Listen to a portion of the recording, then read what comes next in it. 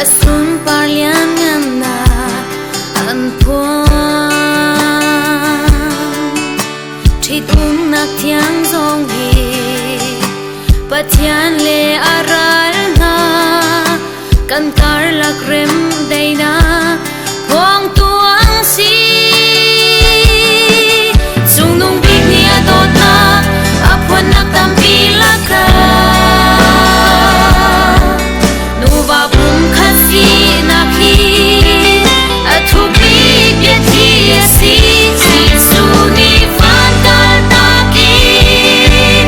adot bi ara ko cha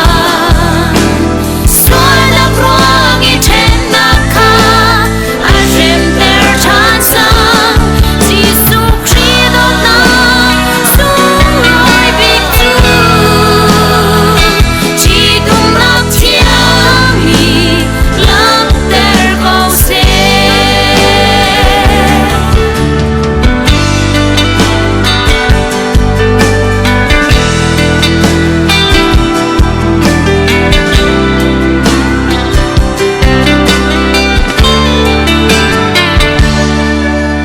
pathian ni a phong mi zu a ho ngan chen nga se pathian nol bia pek mi a si pathian lu dot na ke ho ngan ni chen khong lo thi nak thon nak song ni chen khong lai lo sung nung big ni a dot na apon nak tampi laka nuva bum khasi nakhi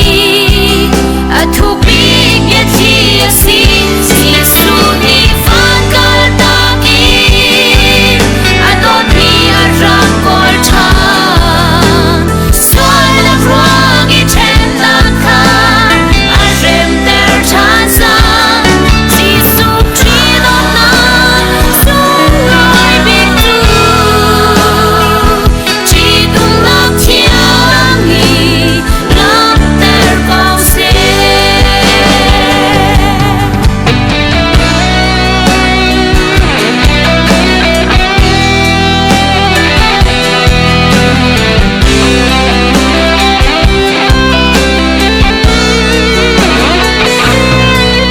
sung nung big ni adot na apon nak tampi laka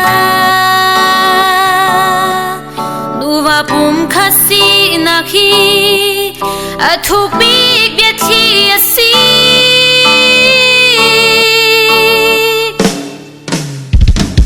jisu